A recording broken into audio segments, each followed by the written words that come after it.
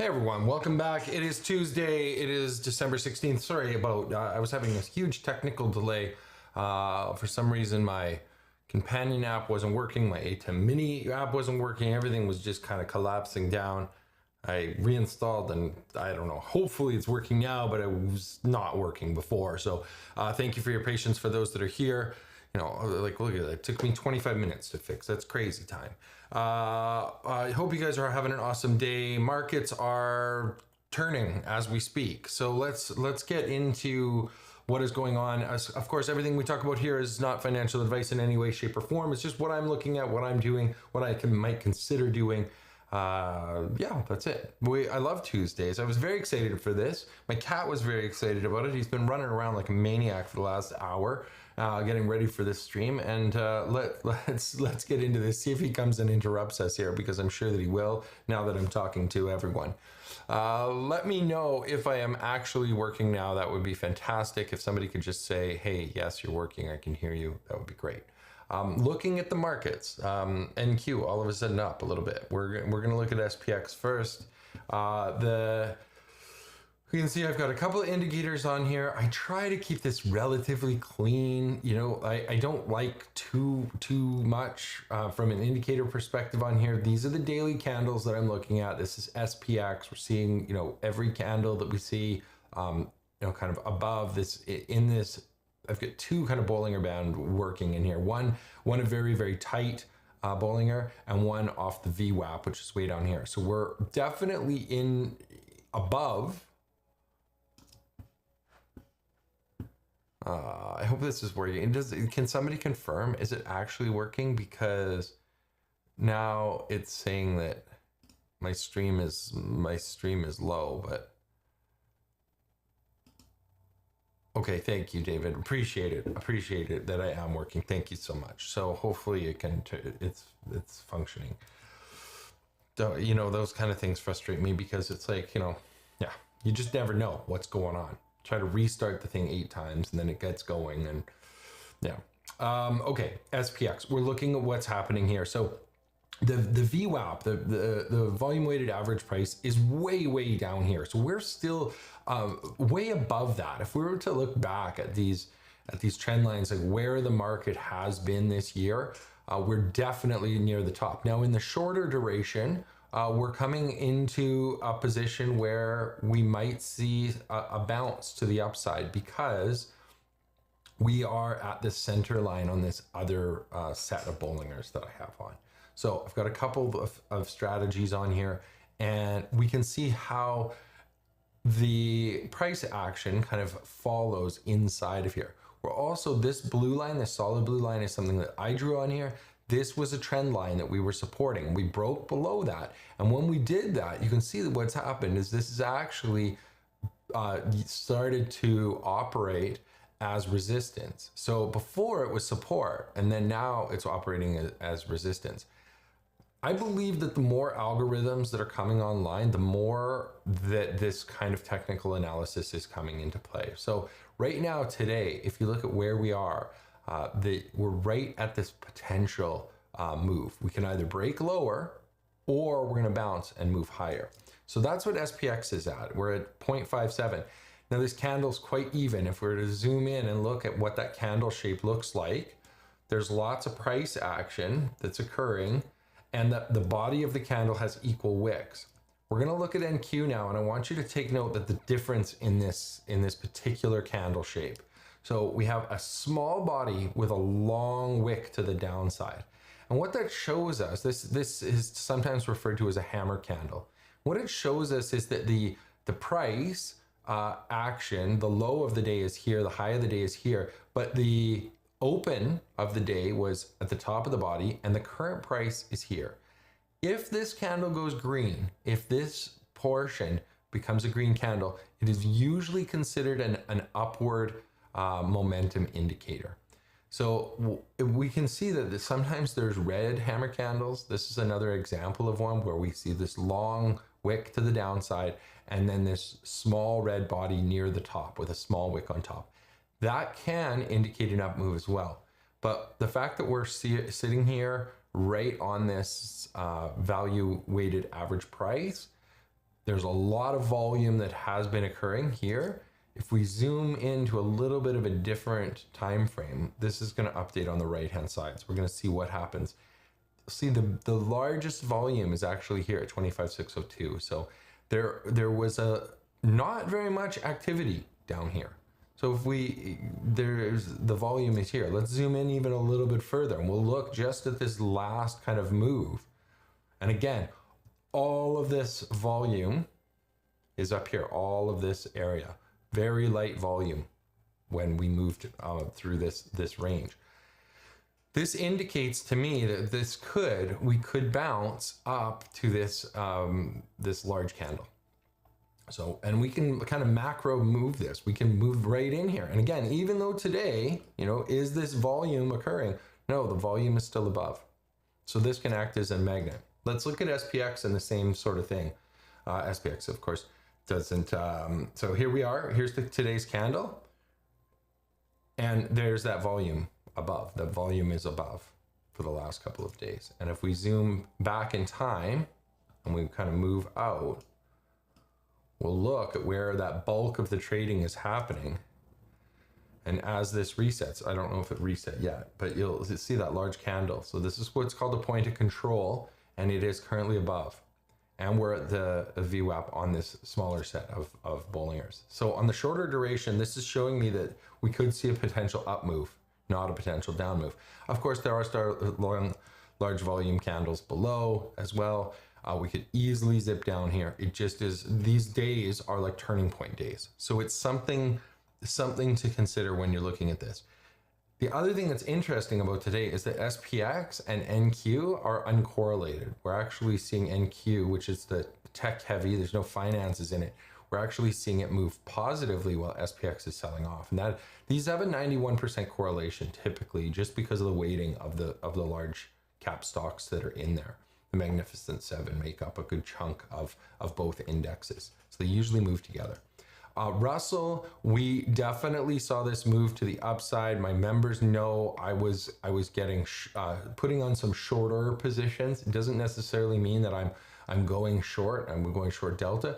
It just means that I'm lightening up on my bullishness when we're in these upper ranges. I like to play trades that are long duration. That's what works for me. So I'm into trades and I kind of carry them for a long time. So I'm looking for that range. When we're up above, like we have been for the last week, this is when I am putting on positions that don't necessarily capture too much upside from this, and I can move my profit targets down to a lower range. And again, watching where we might trade. So I think there's a little bit of downward potential here in Russell, and I'm happy to make money in a sideways move. I don't think we're going way down here by the end of the year.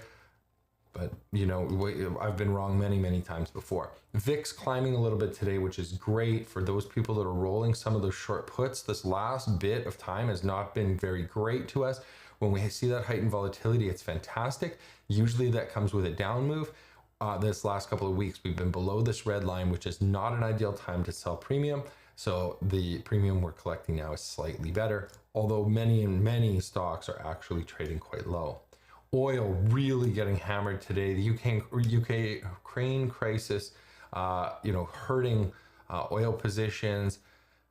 And I've been just kind of stepping out of oil for a little while. I've been sitting on the sidelines. We talked about this the last couple of streams. My sweet spot is actually this green area. I like to trade oil when it's here. We rarely see it down at this level, at this price point. So if I was to zoom out and look at when was the last time oil was at this price? It's been a while. So we hit today $55 a barrel. The last time that happened was in February of 2021. And you guys remember what was happening in February 21. We were still in recovery mode from the COVID crisis, right? When oil went absolute terrible prices. So it went to $0 a barrel. I don't know if it actually shows that on here. My head's in the way. I gotta move that out a little bit further. But yeah, we actually did hit $0 a barrel, which was wild. It was actually inverse here on the futures contracts, which was an unusual space for and that was during COVID. So I would say typically when we look at oil prices, the low side of the range prior to COVID, you know, is like $43. And it's pretty rare that we get into a position where that price is coming down as much as it has. So we're, should we go long? I don't know.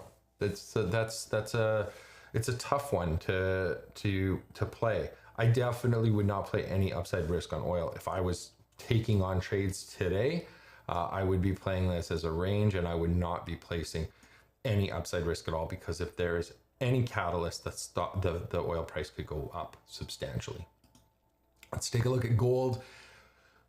And again, we've got these two different kind of sets of bands. We've got this kind of very tight range that it plays in, and then this wider range. And gold has been pushing outside of this wider range, and we're just right at the tippy top of it. So not at all-time highs, but again, I'm playing this with a little bit, all my peaks are slightly below the current price. So we'll see what happens with that. Silver's chart looks identical, absolutely blowing out the top. So we may see continued push in that. There's speculation that we should see more movement there. Let's look at a couple of the big stocks. Apple coming down. David's asking, I was curious to know, what is the name of the modified butterfly call on Meta where you use synthetic call to replace the long wing call? You know what? I was actually thinking about it today because I've been putting in a few more trades like that. It's like complicated, and I worry sometimes, like, am I over complicating things when I do that? I have a trade that I used to trade a ton in low volatility times, which is called a unicorn. You know, the last year has been we've had a little bit more volatility. So that trade doesn't work super well in high volatility times. And there can be considerable risk to it, especially when the stocks move around a bunch. What I'm doing, it's hard for me to even show you what I'm doing because there's not a lot of brokerages that you can put in enough wings. So let me pull up Moomoo here, and we'll take a look at kind of the idea behind what I'm working on for these trades. And I'm open to name suggestions. The idea is that I want to put on trades that have like a relatively no risk or no risk. So if we look at like MSTR, let's take a look at MSTR. I mean, it may not be the best one because these are typically trades that make money if it stays in a range, and this stock may not stay in that range. So it has moved down from $457 down to $165 today, but there's enough volatility in it that we can put on these trades. So the idea first off is that we're putting on a very cheap butterfly. So if we look at the table and we say MicroStrategy's trading at 165, basically I'm looking for a butterfly that's cheap. I want it to be as wide as possible, but if I was to buy the 150, sell the, why are these not showing up? Let me just find find it on here. Are they showing up in the bottom?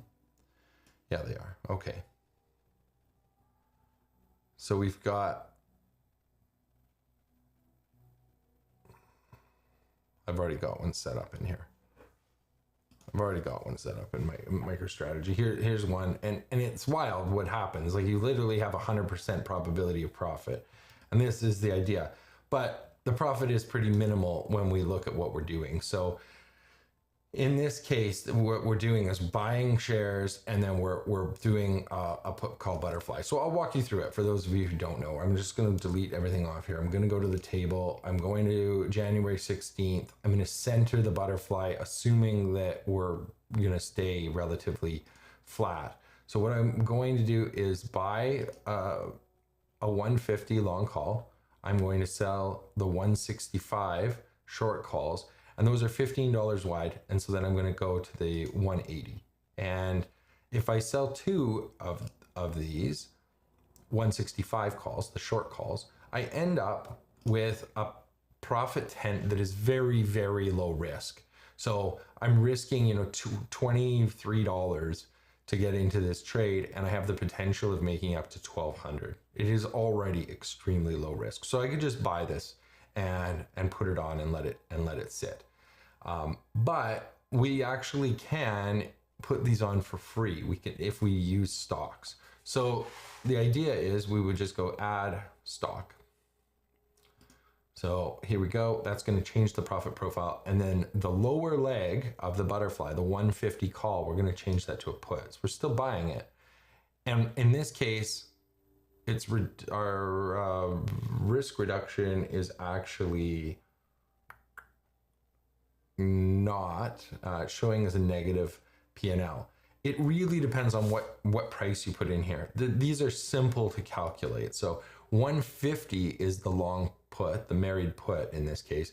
And what we would want to do is not pay more than 150. So this one, the current mid price is 152. So if we did that at expiration, we have $200 in risk on either side if we paid 152.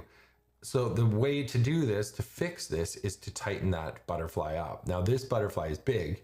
It has up to $1,200. It's nice wide wings.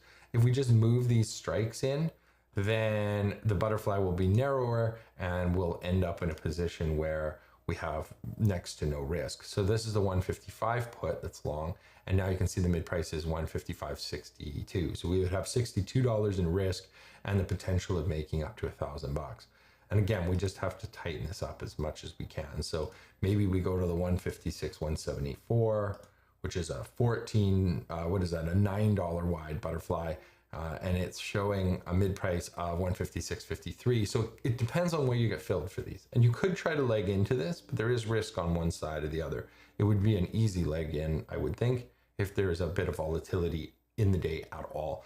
If the stock's moving up or down, just put in the order. And then if the market, buy the married put position first, that gives you a downside risk, and then put in the place the call spread separately. So you would enter this trade, I think, first. Depends on where it's going.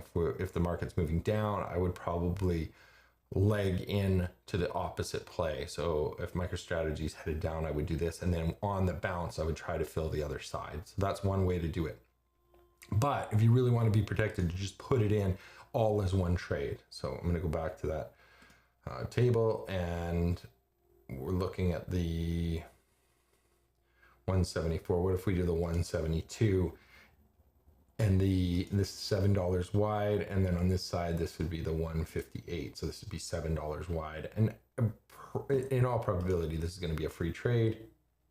I have to sell two by what's going on here, 150, something's not right there. So that's because that's supposed to be a buy, the 172. So here we go. In all likelihood, if I'm buying the 158, I would hope to get filled for slightly under 158. And that's the idea. Longer durations are better. These are January 16th. The longer duration I go, the more likely it is to be free. Now, here's the change that I'm looking at is, what if we didn't buy 100 shares of stock? What if we didn't buy those shares, but instead we did a synthetic position? So if we delete this, and this is where I can't do this in Moomoo, I can't actually load up 5 legs, but let's look at a synthetic position. So let's delete everything and then go to the January 16th. And if I was sorry, on the wrong side. If I was to look at where we are, sorry, it doesn't really matter, but wherever I buy and sell a synthetic position, I have a little profit spike there. So I could sell the 160 put, and I could go out to a later date, in February, and I could buy the 160 call. This has some risk to it. The max loss on this is $17,355. Now you see MicroStrategy's trading at 166. So it does have more risk on here by about $700. But if we stay in this range, the curve, it actually makes some money. If MicroStrategy stays where it is, the expiration P&L is like $500. So although to the downside, it has quite a bit of risk, at the current price, it has potential. it also has less potential the further out we go. So if it goes up, the deltas start to change a little bit. Right where we are, the current delta is 119. So you have a little bit more risk to the downside and you have a little bit less risk to the upside, but that delta is dynamic and it will change. So there's the modification. Instead of buying stock, I just do this little trade. You know, we can do that for sorry, this one's on the wrong strike. I don't know how that happened, but you get the idea of what I'm doing here. So that expiration P&L is $500. And what does it cost us to enter? It costs us a debit of $1,300. And where is our total risk? Yeah, 173.57 compared to 166.14. And the delta on this, the delta currently on this is 1. Straight up 1 delta. It will reduce. When you chart this over, what does it look like? It looks kind of like a unicorn. It's got these wings that kind of flow out. There's not a huge amount of risk on these trades. And hopefully the stock just kind of stays in that range that we expect. Now, the cool thing is we can actually offset these. We could actually put these spikes at a different place if we wanted. So you could have the synthetic position at say 180, which doesn't give you much P&L here, but it gives you a bigger profit spike to one side. So you can kind of play with that. You'll see the delta on this is slightly different. This is a 107 delta. And the max loss is nearly identical. It's just that we make more money if MicroStrategy moves up. And if we went further, say we went to 200, then it would have even greater delta. So you can use this combination of two different trades to try to play and micromanage your position. So this is delta 110 because we're off center. But this would actually be negative here. This would be a negative expiration P&L if the stock stayed where it is, but the butterfly that we're building around it would actually make money. So this would be the synthetic portion of the trade, and then the butterfly would be this portion, the 165, 155, 175, something like that. So we would set that up. And I'm trying to, make as wide as possible. And we've got 2, we've got 1 put. And if we look at this curve, that is going to have a negative delta of 100. So you see how those work together? They become a delta neutral position. That's the goal. And David's saying, I got how it works. Okay, so it is more of your own thing. I will call it the Levi Fly, using shares from now on. Sure, yeah, I mean, if you use it with long shares, I've just been calling it a zero loss strategy because I set them up as zero loss. I've been running one on Visa since April and it's performed very well. So that's been great. Visa doesn't move very much. So it's kind of an ideal setup. I just recently set one up on MicroStrategy and I've set a couple of different butterfly tents. You can do that, which is cool. The other thing you could do with these is, and I'm definitely working on this. My next Visa trade is going to have this. It's going to be a little more complicated. So let me just pull up Visa, and can I set it up on Moomoo? No, again, I can't set it up on Moomoo because it's a 5-legged trade. But effectively, what I want to do is I want to go on Visa.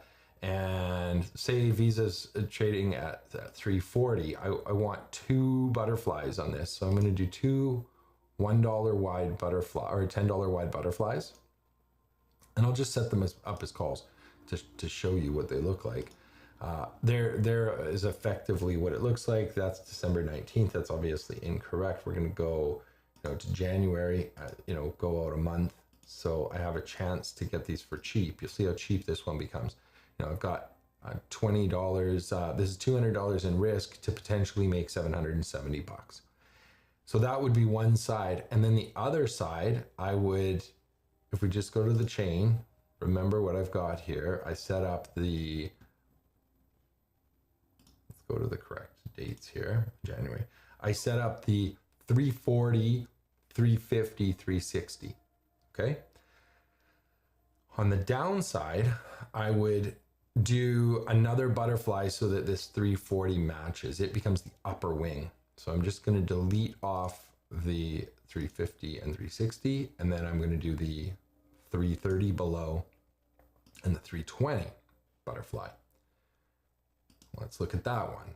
So now if we look at this chart, and if you were able to chart these together, you'll see that there's basically no loss in the middle. There's a tiny little spot where it comes down to negative.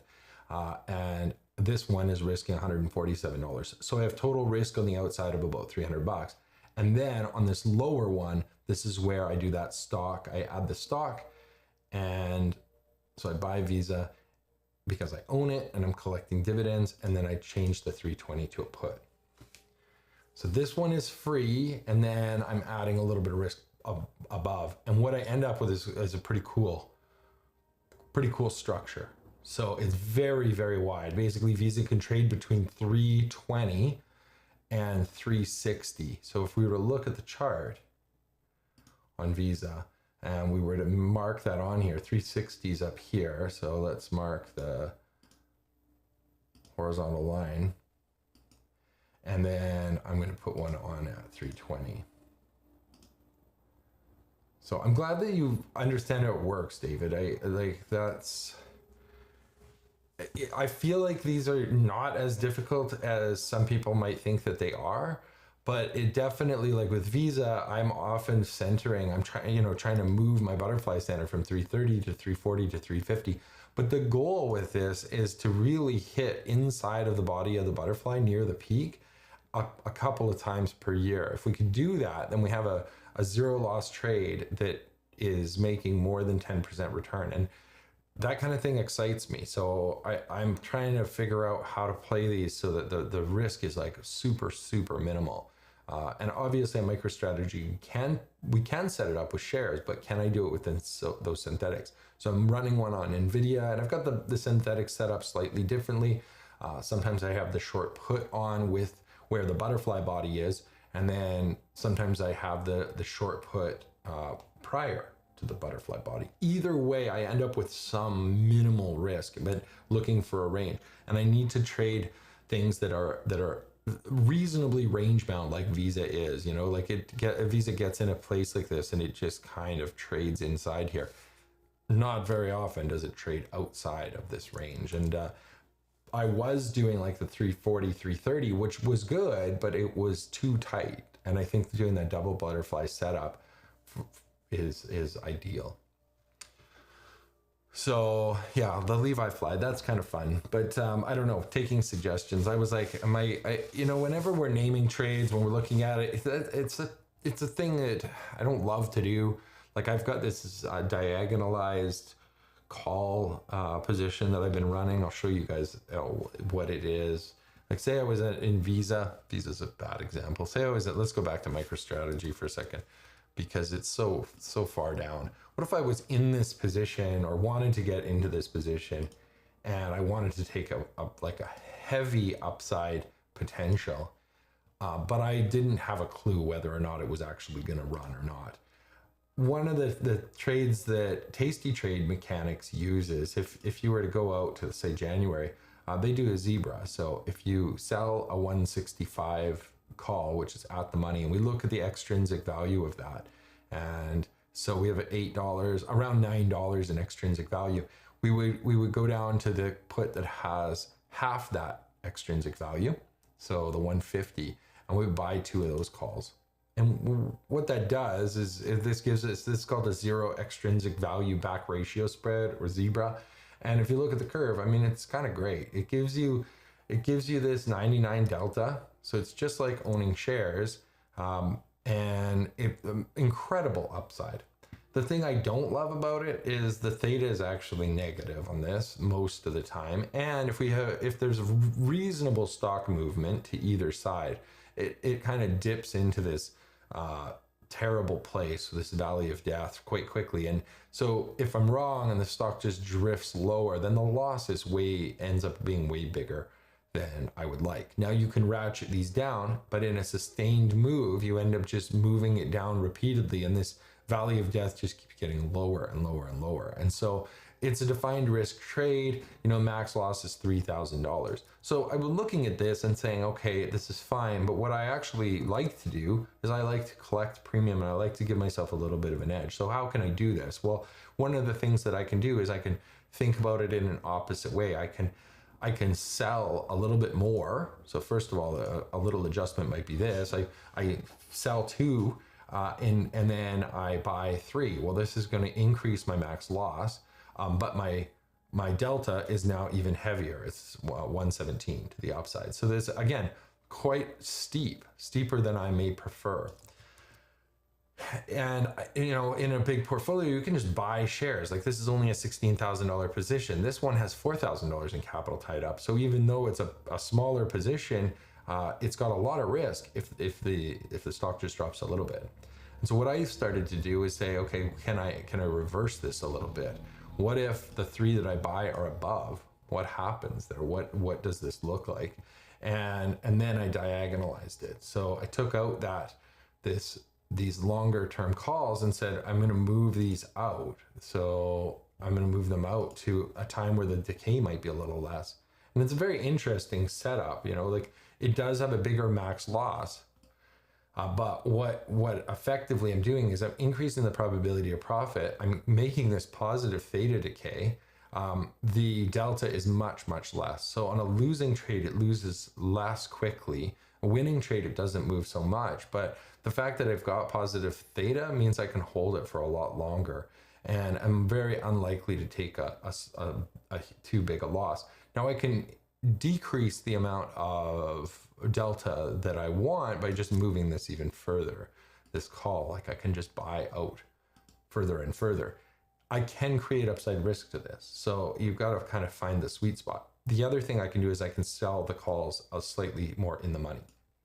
So those are both things that can be done. And this might be a position that I want to put on, like MicroStrategy. I think it's going to stay above 147. It's got quite a nice range here. I've got only a max loss of 47,000. Probability of profit is way higher. I've still got positive delta, but not much. There's a more delta neutral trade. And if MicroStrategy did go like soaring to the moon, went back up to $400, like, this trade has an absolutely massive potential. Not as much as the Zebra, but playing a slightly different game. Easy Money's asking me about Adobe. Let's take a look at Adobe right now and just look at the chart and see what is happening with it. We've got, see that it's it has been in this range for a little while. This is on Moomoo's charting. We saw the earnings release just recently, December 10th, and we saw an up move from there. So we had a positive move on earnings, saw the low at 311. Are the lows in? I would like to think so, but really these companies like Adobe do have some competition that is coming up in the ranks. There's, like, I pay for Adobe products, and I often think, why am I paying for Adobe products? Like, there's other free sources out there. So let's look at Adobe on Investing Pro. Fair value at 482. Upside of potentially 39.4%, currently trading at 345. If we were to look at Seeking Alpha, and these are both paid services, so if you guys are interested in using my links, you get a really good deal, and I get a little kickback when you use them, so the links are in my description of my videos, but these help me make faster decisions when I'm looking at things. Profitability here is an A+, momentum is only a C, valuation is a C. So not a great time to buy according to Seeking Alpha, and the quant rating is a hold right now. So those change daily, they get updated daily, to, down 25% 1 year over year. Management's been aggressively buying back shares. I like to see that. There's high shareholder yield, which is there. Like, what are the dividends on this? Is it that fantastic? Dividend yield is 0, so I'm not really sure what that means. And then 23 analysts have revised their earnings upwards for the upcoming period, and then impressive gross profit margins. We see that on both sides. We see that they are a profitable company. It just, investing in stocks is often looking at it and saying, what do we think the future is for Adobe? From a technical analysis perspective, let's go here and look at the Bollinger Bands and pull up Adobe, and you'll see where we are. We're underneath the VWAP. We're very near the point of control, this large volume off to the side. So we're basically trading at that. There's been very little activity above because the stock hasn't traded above for the last little while. And we recently saw earnings and we're seeing a little upward momentum here. Again, these might be the types of plays where that setup that I just showed you might work out really, really well. You can you can pull up Adobe, go to the options chain, you can look at the table and say, I want to play some short duration trades in here. Is there premium? Absolutely. Like selling the 350 calls or even selling the 345 calls. I mean, you're getting tons of extrinsic value here. The stock's trading at 346. So you're getting $5 in extrinsic decay in 10 days. That's massive with no earnings coming up. So just selling that short call gives you a max profit of $712, 64% probability of profit. But this is a bearish trade, right? That makes money to the downside. And what I might want to do is lean a little bit upwards. I might say, oh, okay, I don't mind if Adobe drops, but I want to make money to the upside. And this is exactly where this type of strategy comes in play. So I might sell 2 of these and then I might go out at a later date. And it doesn't have to be crazy. I mean, you can play these really tight if you wanted. You could just buy a couple 350s in here and buy 3 of those. And then probability of profit's just 64%. And there's the curve. Like, this is a pretty nice range. Adobe trading between 340 and really theoretically we've got potential upside. It does depend on fill price. You have to be a little bit careful. These charts can be a little bit misleading depending on your brokerage. So there is definitely a space where you might lose money here. But again, they're so flexible when you do a setup like this. I can even split these apart. Say I do like the 345 and then I go to the and I want to put in the December 26th. What if I sell the 350 here? So I do one as a calendar, one as a diagonal. So I'm still selling 2 and buying 3. And this is why I like these more complex setups, because this one definitely will not have any downside risk or upside risk. If the market rallies, this is going to make a couple $100. The total max loss on this trade is $1,300. That's really tiny. Positive theta, but only a little bit at this point in time. I don't know why it's so low. You'd think it would have slightly better than that. But it's showing basically neutral theta and a positive delta of 43. So break even 342. It's only a couple dollars below. It definitely does still have some risk. Do these benefit from IV expansion? Slightly. Both contracts are pretty close together. I would say that an IV contraction or IV expansion is probably not going to help this trade very much. I would not be banking on IV expansion helping this trade a ton. This really is a neutral to bullish trade, limited loss in a black swan event. Max I can lose is $1,400, which is great, and I can make some money on the upside. What do you guys think of that? So those are the type of things I'm looking at right now, just in the current market environment. Do you guys have any other thoughts on other stocks you would like to look at? We've got 13 viewers and 3 likes, so thank you so much for that. I really do appreciate it. I do have a little bit more time here, so we got off to a late start, but let's pat it on the back end and do a couple more trades. What would you guys like to see? Do you want me to just rattle through a couple of tickers of your choice on Investing Pro and Seeking Alpha to see what those ratings are? I like to share that information. I like to show you how I use those strategies use those services to try to help my own trades, just to give me a kind of an indicator as to which way I think the market may go.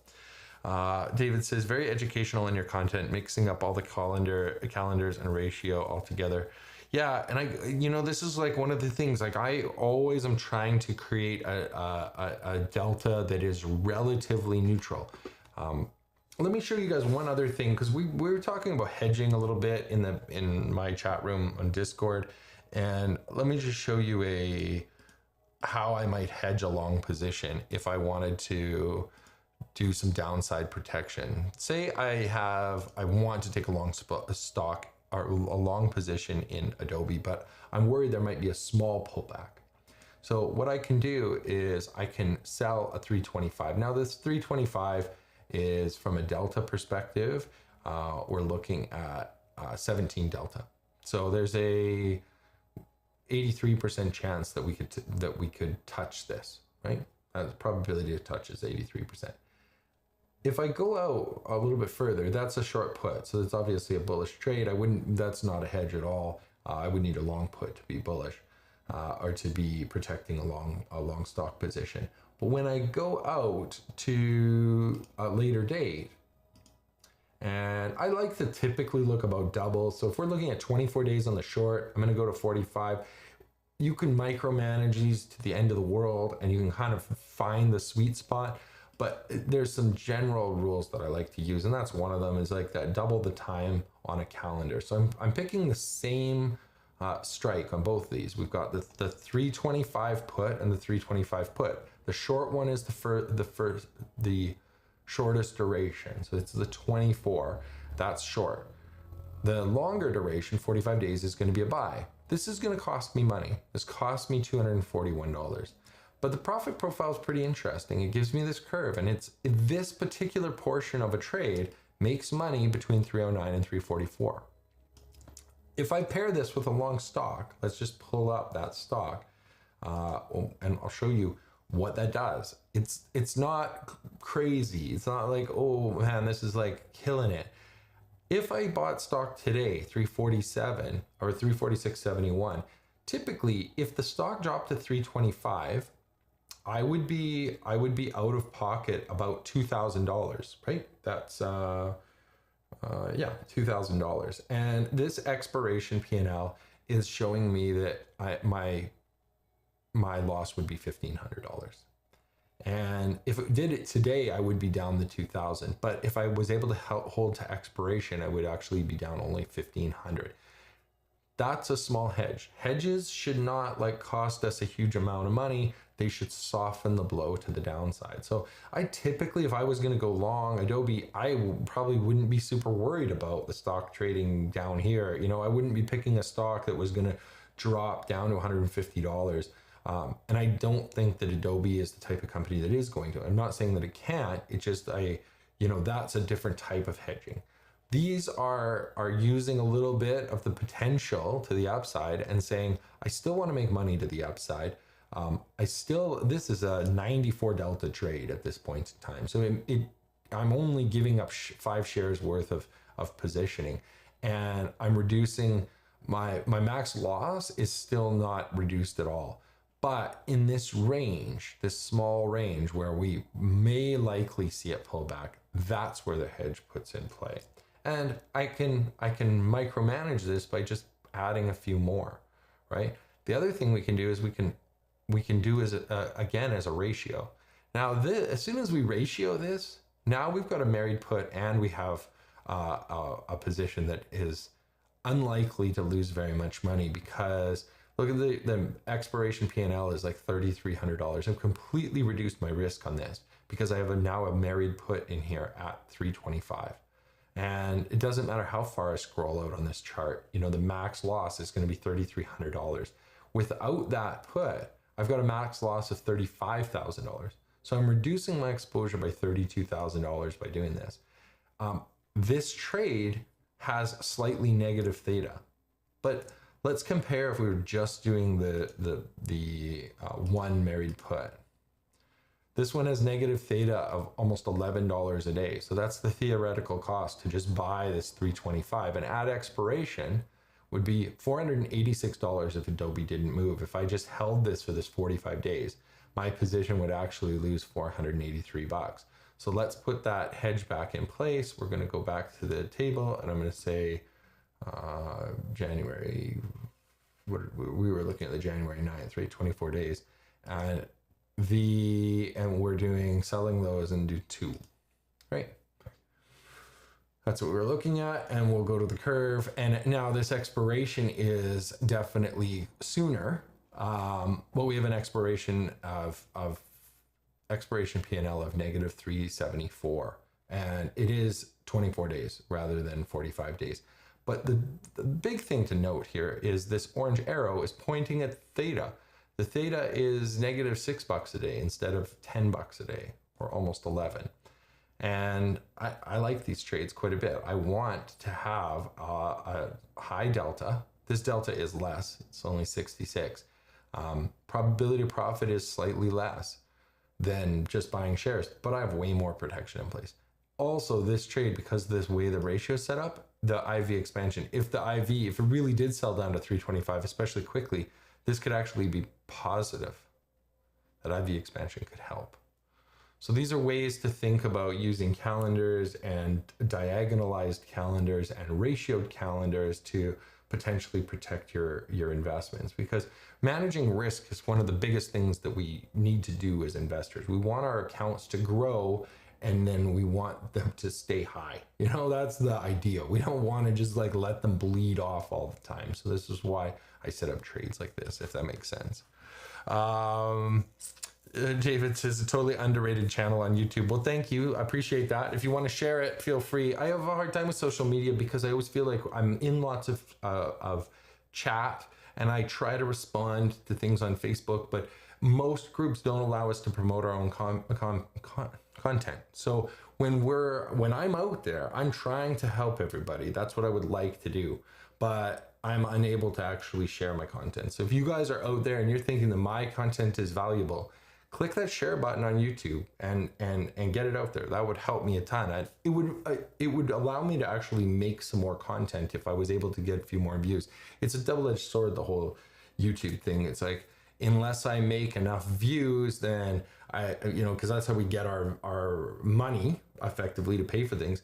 And like, I already have an advertiser that I pay, but I don't have enough income to really be able to say, yeah, let's do like a campaign where I can get a ton of people on board and help, because I don't make a lot of income because my channel is relatively small. So I appreciate you saying that, but if you want to share it, that would be fantastic. That's what I would love to do. Any thoughts on Netflix? Yes, absolutely. Let's take Netflix and we'll just take a look at Seeking Alpha quickly. And sorry, this is Investing Pro. We're going to look at Netflix. This is always the first thing that I do. The very first thing. And you can see I have my screen set up to double. I've got the, so Netflix currently trading at $94. Fair value marking at $87 according to Investing Pro, which is a downside risk of 7%.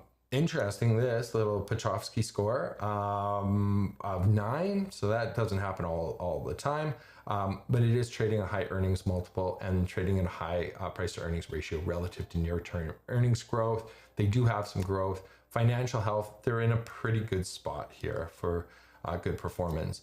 So again, these are trades that I might take, and this is where what I want to do is I would lean slightly long, but I would put myself in a position where if I was wrong and the stock dropped down, I want my break even to be around this fair value.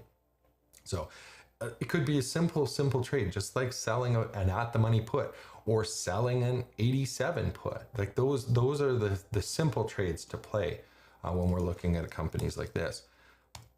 Depends on how aggressive you want to be with your deltas. Short puts are great, they're easy, but I think there can be more value in learning how to set up those diagonals and then kind of playing those trades against one another. Another thing that you might consider with these, say you wanted a bullish position, profitability is an A+, which is always nice, but the valuation's a D. Say I wanted to go long on it, but I wanted to have some upside potential, but not as much downside risk, but I could afford to buy shares if they went lower. Let me just show you like a little risk strategy that is simple. And it kind of sets up almost like this chart. So, but it's not a long stock position. We're going to go to Netflix and I'm going to just click on that. We're going to go to the options. We're going to go to the table. I want to play, far enough duration that I can make some money. January 16th, this is pre-earnings. This will be nice because the volatility will keep us high. I've got that 189. If I sell that for 145, I'm getting about 2% for 31 days, which is a 24% annualized return to sell the short put. And if we look at where the break even is, it's at that 87.52, which is, according to Investing Pro, a fair value for Netflix. So the max loss is going to be $8,752. Max profit is 147, and that's the hard part about short puts. Is like what happens if the stock goes up and you're like completely miss out on this move to the upside. Well, one of the things you can do with this is you can actually put in you can buy a little spread. The spreads are not that much money. So let's go slightly out of the money. Maybe I thought the Netflix was going to go up, and I'm thinking, okay, well, it could go above 97. The first thing I could do is just buy a call at 97, and let's just look at this. This is actually going to have a negative P&L at the current price, which is not fantastic. You see that expiration P&L of $117, but it gives me that delta position. I've got 87 delta. So if the stock moves up, I'm making money. If it goes down, I'm losing some. My max loss is barely increased. My probability of profit is not that great. You can see where the stock is trading.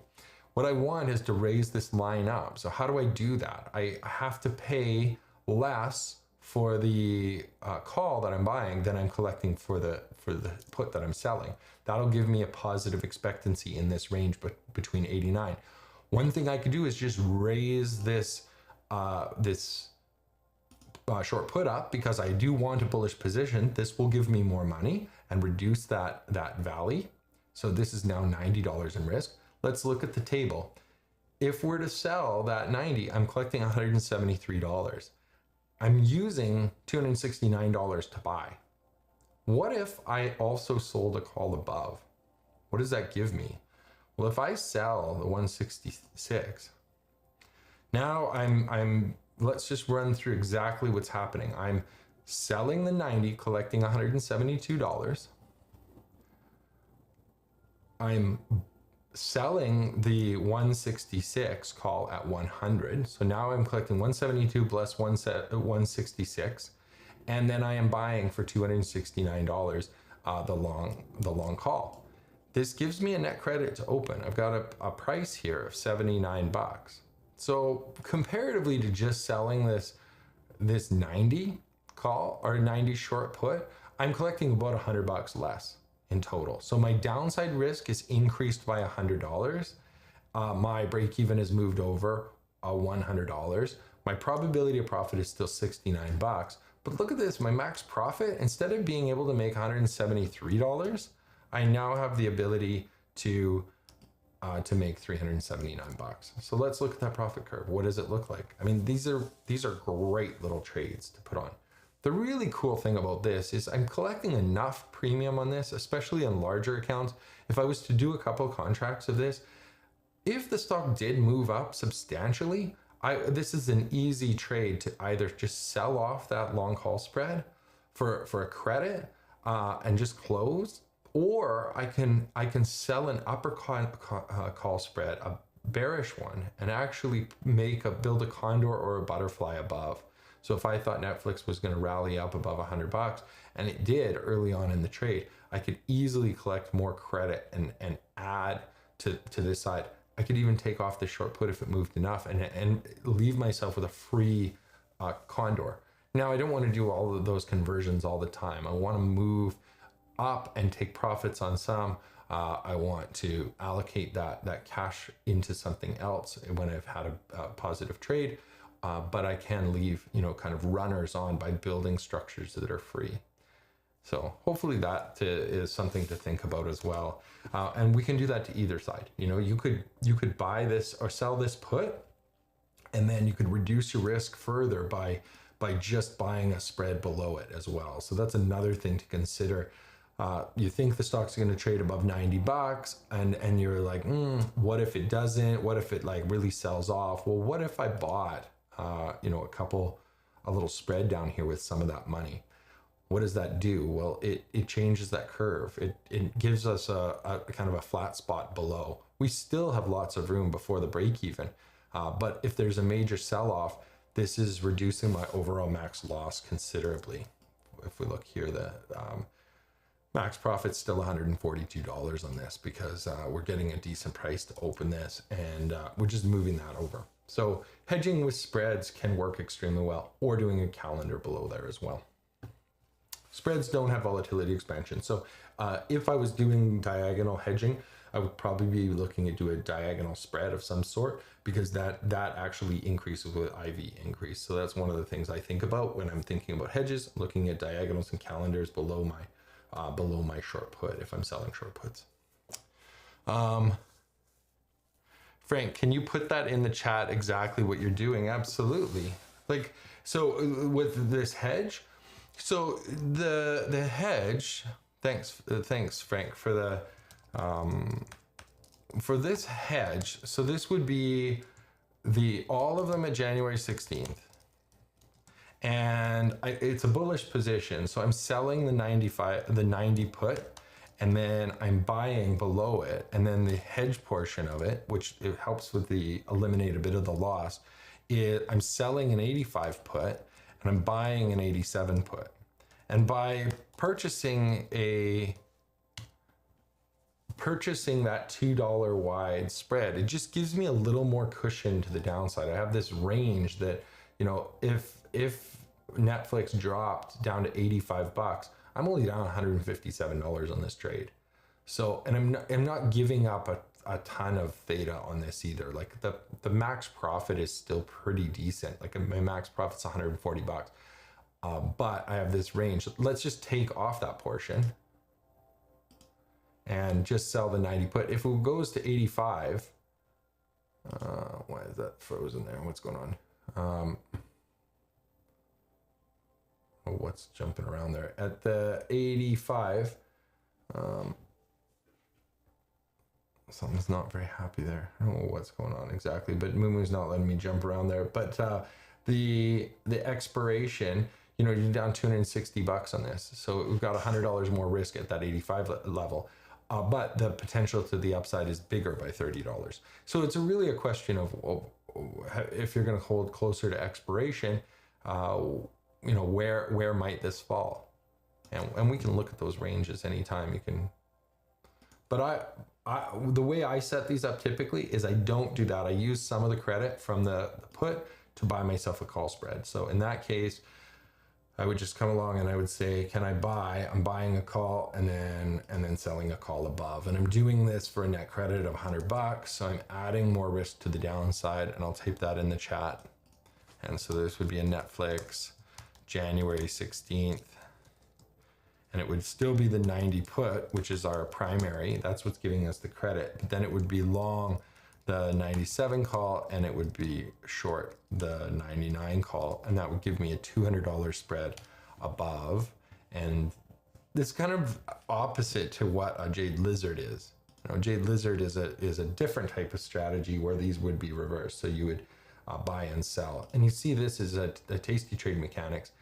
This is also a good trade. It just means that if I'm right and Netflix goes up, say Netflix goes to $105, which is maybe what I'm thinking it might do. Well, the P&L on this is only $42 at this point. Whereas when we do it this way, now I have a P&L of 304. And that's the idea, is like when I'm spotting something and I'm looking at it from a technical analysis and I'm thinking I want to get long Netflix, I think it's going to go because Netflix has been absolutely beaten up. I don't want to be right and only make $40 on this rebound. If the stock goes back up here, I don't want to say, oh, well, that sucked. I put, you know, $33,000 on the line and I only made $40. That's why that particular trade makes a little more sense to me. So it's basically a Jade Lizard with a reverse.